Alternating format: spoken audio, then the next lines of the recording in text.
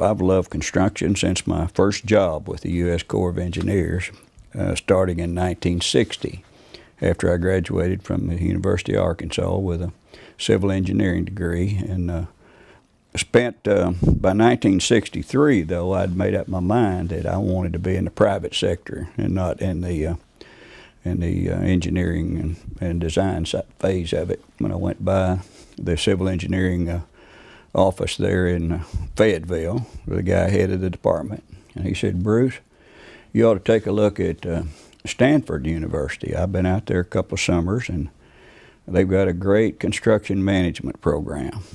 I applied for a fellowship, and I didn't get it the first year. I was a little late in getting it applied for, and so renewed it. And one day Anita called me and said, "Hey, guess what?"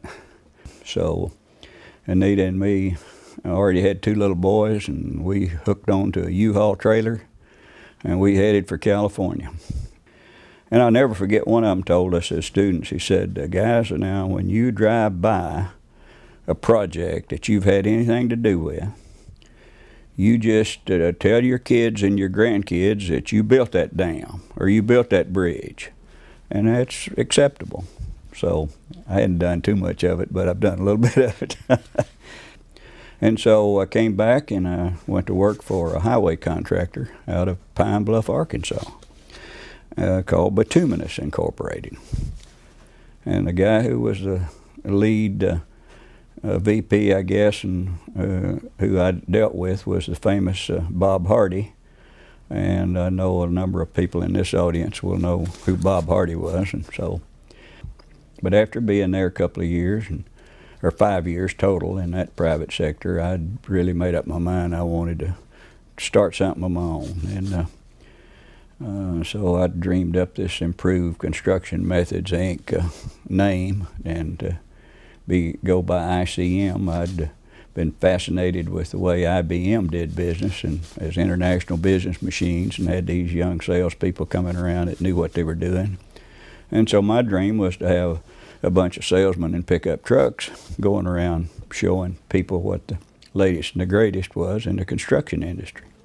The very first product we had was, we had found a guy who had a patent on, or had applied for a patent on some manhole forms made out of ABS plastic.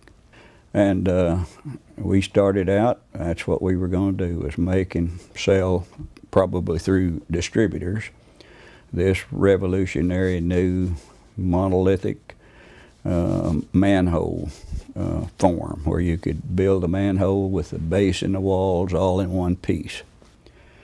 The idea came, well, why don't we, I went to a trade show in Minneapolis, and there were people there that made the sewer plugs, and then, of course, some guys I knew real well had the AGL pipe lasers.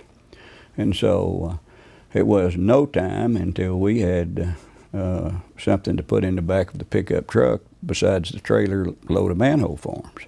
Now having, been in business for 46 years and having built a pretty nice regional business of guys in pickup trucks, and basically in Arkansas, Texas, Oklahoma, Tennessee, Alabama, Mississippi, and the surrounding states, we've just built a pretty nice business of calling on the contractors and municipalities.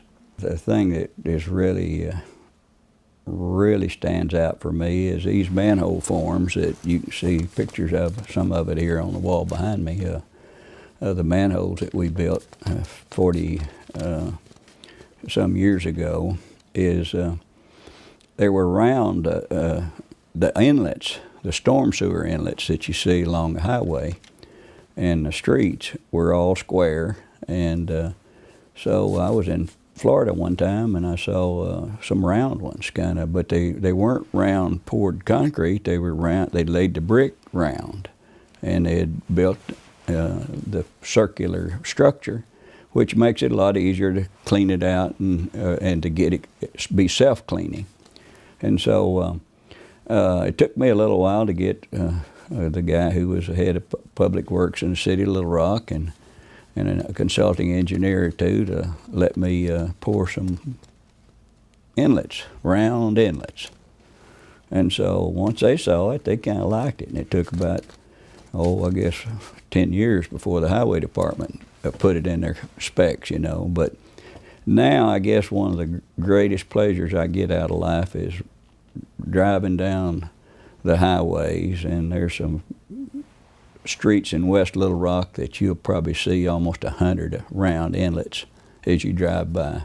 There's round inlets going in and out of the Little Rock Airport. And to know that we had something to do with that and that we're just looking for some more things like that to do for the construction industry.